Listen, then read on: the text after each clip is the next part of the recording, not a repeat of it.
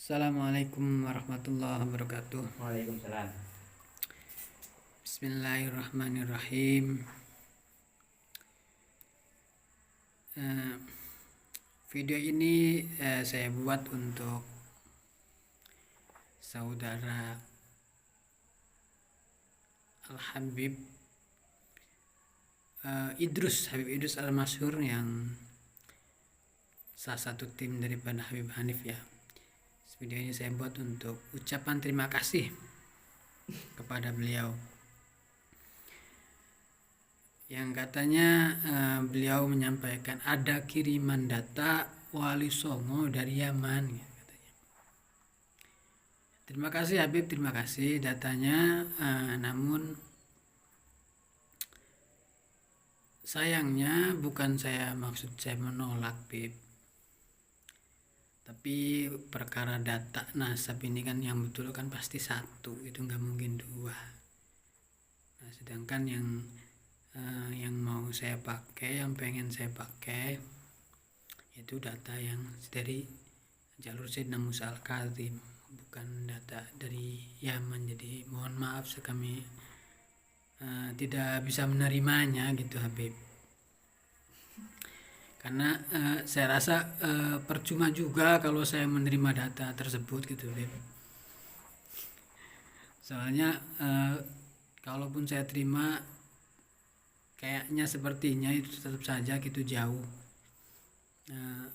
nggak akan bisa kalau nikah sama Sarifah. Nggak bakalan bisa, serius. Soalnya kenapa?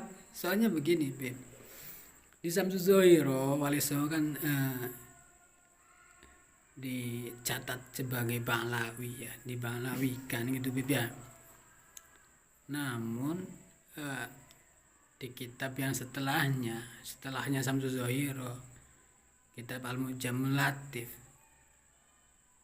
itu dimaskukan gitu, Dibukukan. Maskuk. Jadi statusnya itu nasabnya tuh maskuk, di mang gitu, diragukan gitu. Jadi awalnya kita dibanglawikan, kemudian diragukan. Ya kalau pada akhirnya diragukan, ya nanti nggak bisa nikah sama Sarifah Bib. jadi percuma ya Bib ya. Jadi mohon maaf kami tidak bisa menerima gitu.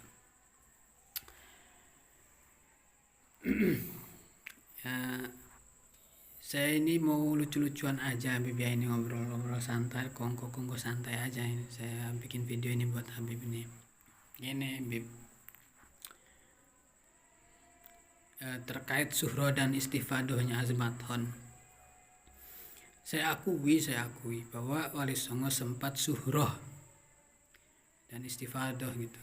Suhroh dan istifadoh dimulai dari mungkin abadnya abad 18 kali ya, 18, karena itu menurut yang saya pelajari, karena semuanya mudah lah. Khususnya untuk Gunung Jati ya, untuk Surya Gunung Jati, suhroh dan istifadohnya masyhurnya itu pahamnya memang ke Azmathon. Dan saya pun demikian gitu, memang pahamnya Azmathon. Jadi kawan-kawan ya, saya kasih tahu maksudnya suhroh dan istifadoh itu artinya masyhur dan menyeluruh. Jadi dalam kaidah nasab itu ada 4 syarat untuk, bukan 4 syarat, jadi ada 4 ketentuan untuk bisa mensahkan sebuah nasab itu kan. Salah satunya ada dengan saksi, yang berarti kalau saksi itu harus hidup sezaman kan. Yang kedua, nasab bisa ditetapkan juga dengan adanya manuskrip gitu kan, adanya manuskrip awal, tengah dan akhir, artinya sambung menyambung manuskripnya itu. Yang ketiga ada isbat dari nasabah gitu, jadi dari nakobah gitu, jadi nakobah. Yang terakhir, yang keempat, itu adalah nasab bisa disahkan melalui teori metode syuhrah wal istifadah, yang artinya masyhur secara menyeluruh, masyhur dan menyeluruh masyhurnya gitu. Jadi kalau orang itu sudah masyhur dan menyeluruh masyhurnya sebagai azmathon, ya berarti sudah sah menjadi azmathon. Jadi saya itu juga sudah sah menjadi habib sebetulnya gitu. cuma sepertinya nggak bakalan bisa lah masih kalau nikah sama Syarifah mah. Jadi metode syuhro dan istifadah apabila tanpa syarat memang jadi hasilnya rancu dan tidak masuk akal. Ini saya lagi bahas Wali Songo ya, bahas nasabnya saya sendiri ya. Syuhro dan istifadah termasuk salah satu kaidah mengisbat sebuah nasab gitu kan, istilahnya sah secara hukum kaidah nasab gitu. Tapi akan tidak logis itu kalau diterapkan pada kasus-kasus tertentu ya, kayak ini misalnya gitu. Tiba-tiba masyhur Wali Songo sebagai bukan Wali Songo ya, Sunan Gunung Jati sebagai azmathon dari abad 18. Jadi sudah hampir 200 tahun. Jadi sudah sangat syuhro dan sangat istifadah gitu kan. Maka secara hukum ilmu nasab sah. Ya gitu kan. Namun ya kemudian karena kegaduhan nasab ini akhirnya orang-orang banyak yang ngeh perihal nasab. Manuskrip yang dulunya disembunyikan, yang dulunya tidak boleh dikeluarkan, manuskrip ini bermunculan di mana-mana dan banyak sekali, bukan puluhan ya, kalau secara jumlah itu ratusan mungkin ya, banyak lah pokoknya. Manuskrip Cirebon aja dari beberapa tempat, bahkan ada manuskrip itu sampai berpeti-peti ada. Jadi lengkap sekali gitu manuskripnya itu, sampai berpeti-peti. Yang di sana juga menunjukkan bahwa Wali Songo pernah syuhro dan istifadah sebagai zuriat Sayyidina Musa al-Kazim gitu loh. Jadi menurut kaidah nasab juga sudah sah gitu, bahkan ada manuskripnya gitu kan. Tadi yang ketiga kan salah satu pengisbat nasab adalah adanya nuskhah atau adanya mahtutat gitu, adanya manuskrip awal, tengah dan akhir. Dan ini manuskripnya juga tua-tua, jadi memenuhi kriteria gitu. Ada yang abad 12, ada yang abad 13, ada juga abad 19 juga ada. Bahkan yang tertua itu abad 1033 Hijriah. Nah, ini yang tertua. Dan memang kenapa tidak hancur ya, karena alhamdulillah kertasnya itu nggak tahu bahannya dari apa, itu tebal banget kertasnya itu. Sampulnya itu pakai kulit, itu jelas. Dan 13 berarti. Jadi sangat-sangat otentik gitu ini data gitu. Data ini sangat-sangat otentik. Syuhro dan istifadah sebagai penetap atau pengisbat nasab itu tidak bisa untuk kasus-kasus tertentu gitu. Ini menurut saya, ini nggak ada di kitabnya. Kalau kalian tanya dari kitab mana, ya nggak ada, karena kaidahnya nggak ada gitu. Kaidahnya cuma seperti itu yang saya tahu saya gitu, nggak tahu ya kalau ada yang lain. Jadi yang mengaku azmathon juga itu yang sah, berarti saya itu sah menjadi habib ini. Sah karena sudah syuhro dan istifadah gitu. Yang mengaku ke Musa al-Kazim juga sah karena ada mahtutat, ada manuskrip, secara hukum benar gitu. Jadi yang ngaku azmathon secara hukum benar, yang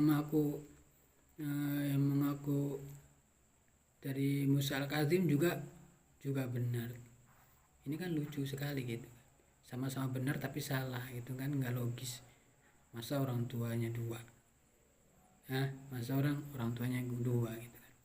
Gitu. Bahkan teori surah dan istifadah ini bisa dibangun gitu. bisa dibangun. Misalkan kemarin yang saya contohkan itu Tukiem bin Sunan Gunung Merapi yang hijrah ke Amerika Latin gitu kan ya. Yang tidak terjamah oleh para ahli nasab, dia mengaku sebagai zuriat Sunan Gunung Merapi gitu kan, yang tersambung ke baginda Nabi misalnya salam gitu kan.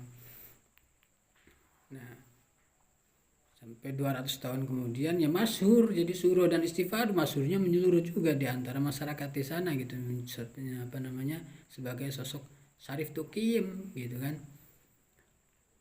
Nah, kemudian karena memang alhamdulillah Syarif Tukiem ini juga zuriatnya itu menjadi orang-orang hebat juga dan berdakwah, sehingga para ahli sejarah ke sana juga menuliskan zuriat-zuriat ini juga sebagai syarif seperti yang dilihat di sana gitu, seperti yang terlihat di masyarakat sana dikenal sebagai syarif. Ya, maka orang sejarawan pasti menuliskannya seperti apa yang terjadi gitu, tanpa mengetahui nasab silsilah sebenarnya. Nah, kemudian nasab yang misalkan seperti itu untuk 400 tahun kemudian atau 600 tahun kemudian nggak bisa dibatalkan. Dalilnya apa? Ya surah dan istifadah gitu kan. Iya, dalilnya surah dan istifadah. Nah ya Habib, satu lagi saya jawab ya, tentang pertanyaan Habib terkait nasab terputus riwayat Ahmad kepada Abdullah. Saya sudah temukan jawabannya Habib sebetulnya waktu malam itu juga, tapi saya nggak ada kesempatan untuk menjawab karena memang tidak ada jatah untuk saya berbicara lagi. Saya juga, jadi saya sampaikan di sini. Sudah ada kitabnya, ada yang abad 600 juga ada gitu kan, yang abad 800 juga ada, abad 700 juga ada, kayaknya 700 deh, yang abad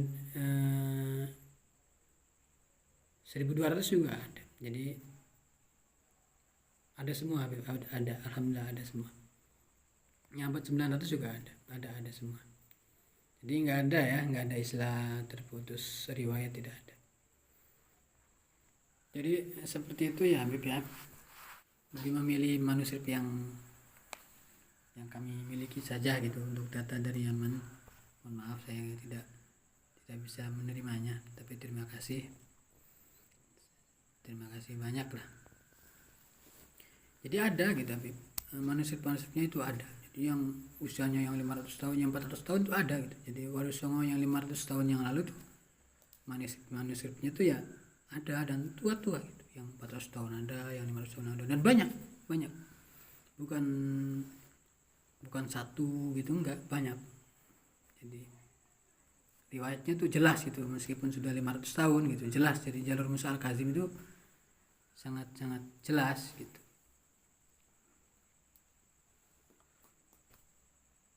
Ya seperti itu aja ya Habib, seperti itu.